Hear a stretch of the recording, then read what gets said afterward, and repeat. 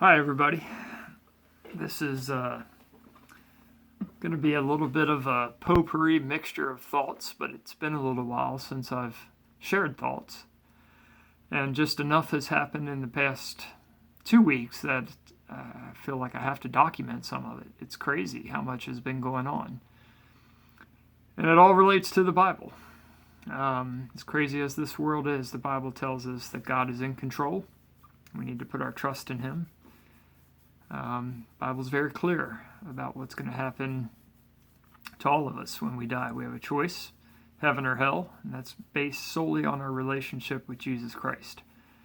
It also is very clear, the second most covered topic after our salvation in Jesus is redemption on the cross for us, is Jesus' second coming.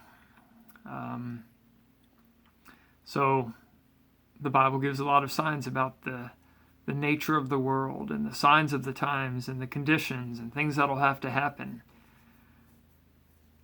And I am close to 100% convinced that the conditions are right. Doesn't mean it's going to happen now. It might be hundreds of years, but God would have to reestablish the same conditions on earth as have been set up now across the world. And what I'm going to go through here is just some evidence of various things going on that either directly support end times stage setting and conditions or are leading towards them. So the first one is more leading towards it, but there's a verse in Jeremiah that says, it's chapter 30, verses 6, ask and see, can a man bear children? ? Then why do I see every strong man with his hands on his stomach like a woman in labor, every face turned deathly pale? So I think in the overall context there, it's really about people are really scared, and they're so scared that they're putting on their hands on their stomach because this is in the day of the Lord, which is in our future. We're not there yet. But there's a lot of things going on in the world right now that are signs, and when my iPhone has a little emoticon that shows a man being pregnant, somehow this verse just reminds me of it. So just a sign there. There's another verse that says, good will be called evil and evil will be called good. You'll probably have a lot of different thoughts that come to mind when you hear that in society today. California is proposing to use their budget surplus to make abortions free to out-of-state people if Roe versus Wade is overturned. To me, that's it's reversing good and evil. And even, I think it's Tesla is offering to pay for transportation for people from states that would be affected if that evil federal law is overturned and it's left to the states. Even the Satanic Temple is doing something related to that. If it gets overturned, they're going to object based on it restricts their ability for religious practices involving the sacrifice of children. And I'm not making that up. It's on Fox News. Switching subjects, Ezekiel war, called out in Ezekiel 37 and 38. This week, Israel, the defense minister Gantz, put Iran on notice that it sounds to me like Israel's going to attack Iran sometime soon to prevent Iran from having a nuclear weapon. Iran is days to weeks away from having enough high content uranium fuel to create a bomb. And Israel's exact words were, it'll be less painful to engage now than it'll be to wait until later. So setting up the Ezekiel war. Part of Revelation, at the 3.5-year mark into the 7-year tribulation, it says that sacrifice at the temple will be stopped. Well, you can't have sacrifice unless there's a temple. Right now there's no temple in Jerusalem for the Jewish people.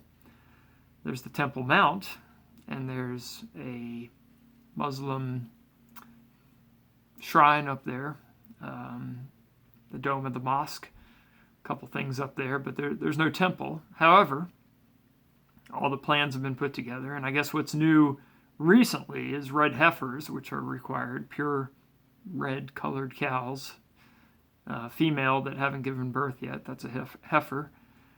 They have all the other temple items, and then this week, I guess it was last week, priests started cutting rocks to rebuild the temple. Documented. Going back to Ezekiel, it says that essentially Russia, they call it Magog, but Magog will get a hook in its mouth to come attack Israel. Like they won't have any choice. With Europe stopping the purchase of Russian gas within the next 6 months and totally getting off Russian gas, they will look to other sources. And Israel has stepped up and said, we'll double our output, whether it gets there via ships or a pipeline or through Egypt. They'll go from 20 billion cubic meters, I think, per year to 40. It won't totally replace Russia, but it'll be a huge, significant part. And why would Russia mind? Because most of their economy is based on the export of natural resources. Speaking of Russia, so that points to the Ezekiel War. Speaking of Russia, in Syria, Russia's withdrawing their troops. Iranian troops are moving in. Israel is upping their airstrikes of those Iranian troops or their Iranian-backed troops. This week, for the first time, there's a very effective air defense system that Russia has there called, I think it's called the SA-300. First time it was fired at Israeli air defense jets. And as far as analysts know, it has to be fired by Russians. Like the other countries aren't trained to fire it. So Russia is now firing at Israeli jets. That's new. Finland and another country requested to join NATO, and Turkey has already said that they will block that joining, and it takes a unanimous vote for any country to join NATO. Turkey's a part of NATO. If they say no, then Finland can't join. I think it's pretty obvious Turkey's doing that to endear themselves to Russia, because Russia's the one that does not want Finland to join NATO. So again, where does that come in? That Ezekiel War, it's not just Russia. It's also the countries, the area of the world that is now Turkey, joined with Russia, as well as Persia, which is Iran. And I've mentioned all three of them now. And new events, bringing them closer together. That's the point. Biden is switching subjects back to the United States, but it's really the whole world. Next week, in Europe somewhere, it's going to be a vote for 99.4% of the world's population to be under the control of one organization, the World Health Organization, otherwise known as the WHO, not the band, the World Health Organization. So this is clearly stage setting for one world government, because with that vote, for the first time ever, the United States will turn over its sovereignty, its self-control, self-determination, such that the leader of the WHO, for all countries, United States, every country in the world, would have the ability, based on subjective evidence, not objective and not revocable, but the ability to call for lockdowns and to control the health response of the governments of the world. That's mind-boggling. Speaking of our country, I don't know if it's happened yet, but President Biden is planning a trip to East Jerusalem and a meeting with the King of Jordan, something to do with a two-state solution in Jerusalem for the Palestinians and the Jewish people. You can look it up for yourself, but whenever another president in the past 30 years has proposed two-state solutions, it hasn't ended well for parts of the United States. There have been uncanny, coincidental disasters, earthquakes, hurricanes. You may think I'm crazy, but you can look up the dates. Or you can ask me. I have it written down somewhere. This week, we had the first hearing in Congress about UFOs, setting the stage for the great deception that is predicted in the Bible. People will be given over to great deception. People are already being given over to great deception.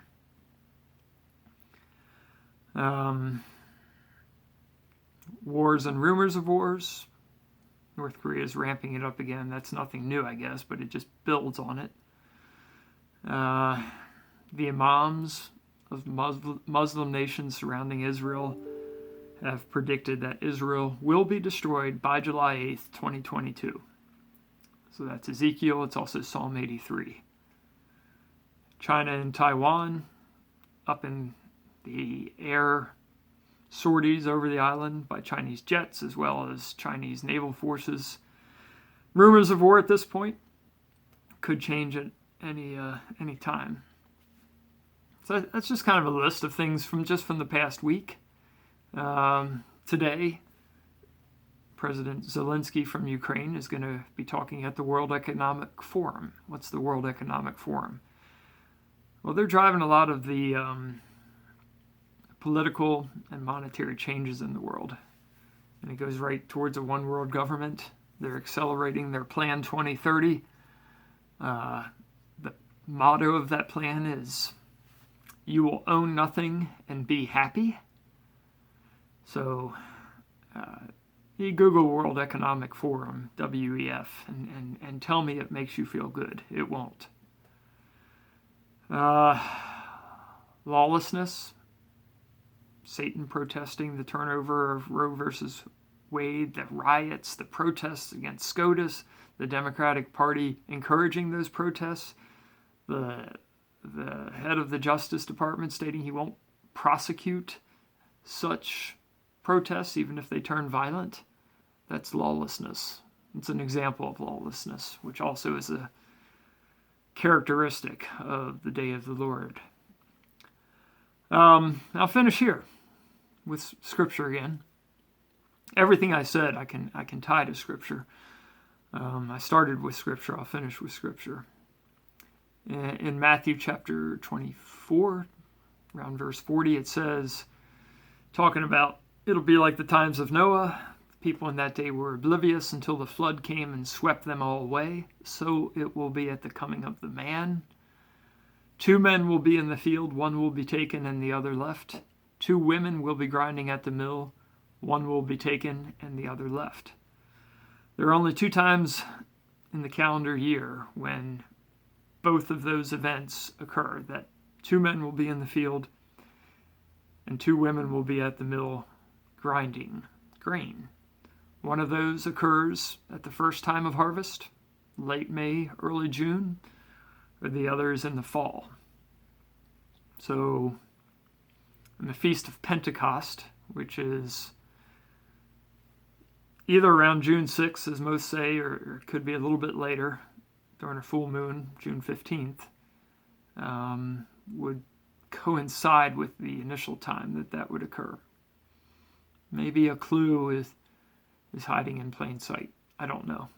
Still doesn't nail down a date or time, so I believe it could be. I'll leave you all with that.